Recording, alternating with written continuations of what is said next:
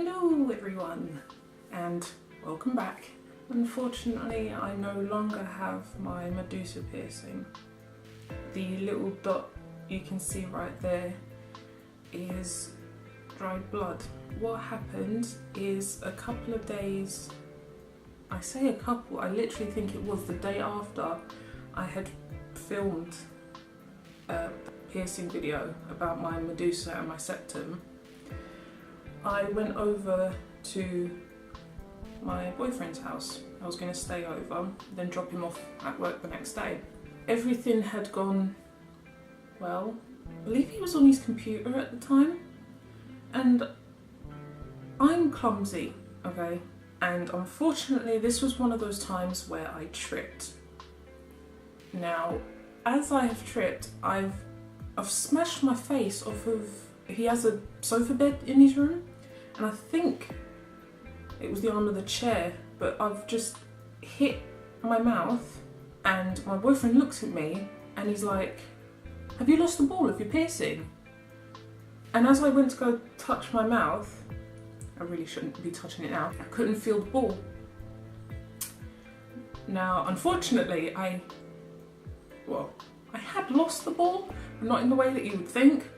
What I've done is, on impact, I have pushed the 3mm ball that was on my piercing into my 1.2mm hole.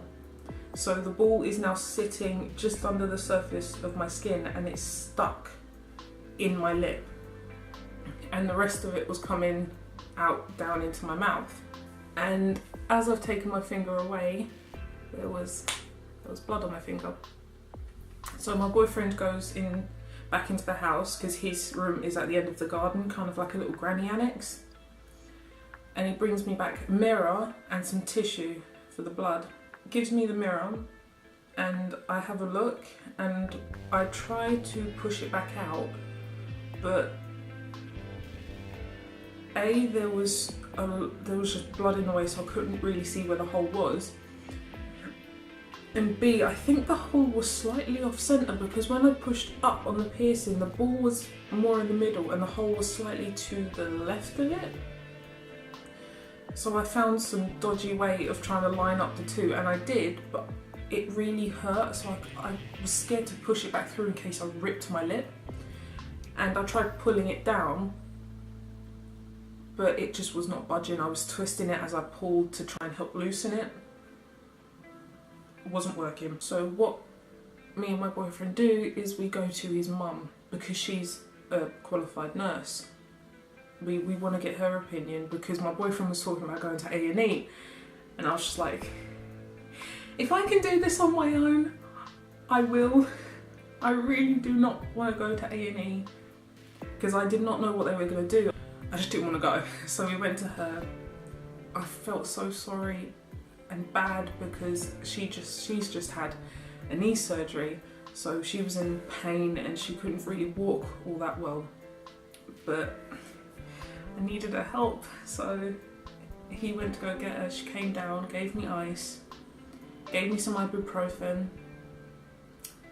and she looked at it and she tried pushing it through. She didn't really want to hurt me, and she didn't want to make it any worse, which was what I was afraid of doing.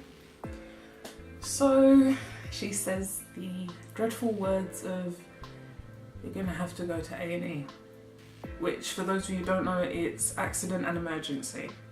His dad, bless him, he drives me and my boyfriend to A&E, where I wait for an hour and 15 minutes to be seen by a nurse. Now there's a line of doors with nurses in them. You go in, you tell them what's wrong, and then they judge how much of an emergency like your accident is, and then those who are more important go first and things like that. So she said it would be another 4-hour wait to see a doctor to get it taken out. My boyfriend and I were sitting there. We end up waiting another 3 hours. Now in those 3 hours we see doctors come out from behind a wall, and then they call different patients. Now we saw a young, nice guy who I was like, I really want him, because at this point I just need someone who's kind, who's gonna keep me calm, because I'm scared fucking shitless about what's gonna happen. But then there was this other guy, some little Asian man, who looked like he didn't know what manners were. He looked rude, and I did not want him. So 3 hours go by, and the nice young doctor calls my name.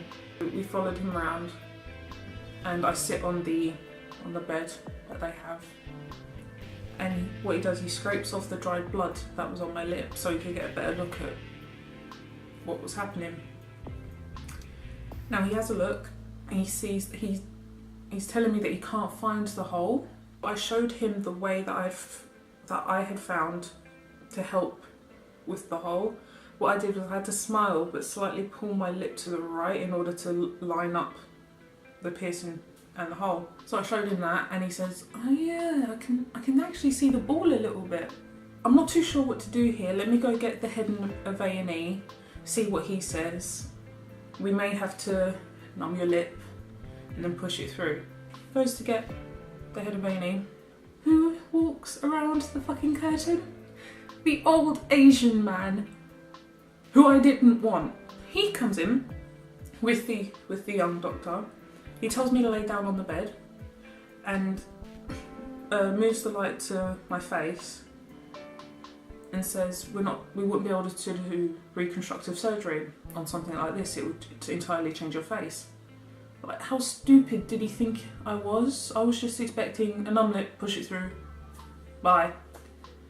No. I lay down, he moves the light. Without telling me or numbing my lip, he grabs the bar from inside my mouth and yanks it out.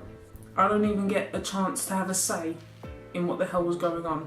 I scream out fucking hell really loudly because A, I wasn't expecting it, and B, that really, really hurt. He didn't give me any anaesthetic whatsoever. And he went to go touch me again, and I was like, no thank you. I had had enough of this guy already, and he'd only been in this room for like 10 seconds at most. Then I feel something drop onto my teeth.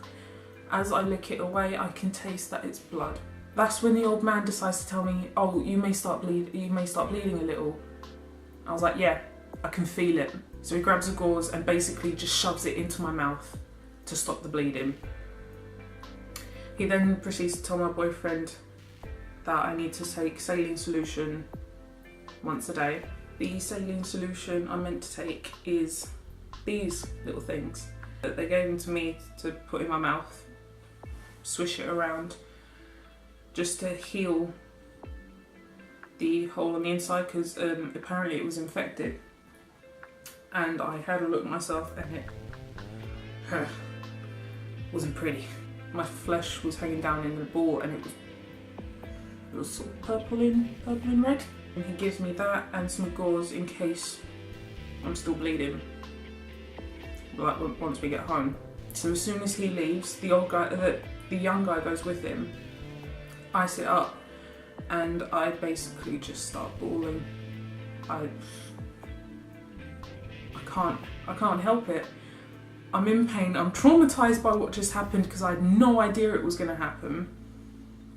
And so my boyfriend comes over and he hugs me. He actually, to make me feel better, he was just like, that guy was a dick. I'm not gonna lie, but it's over now. And he was saying things like that to me.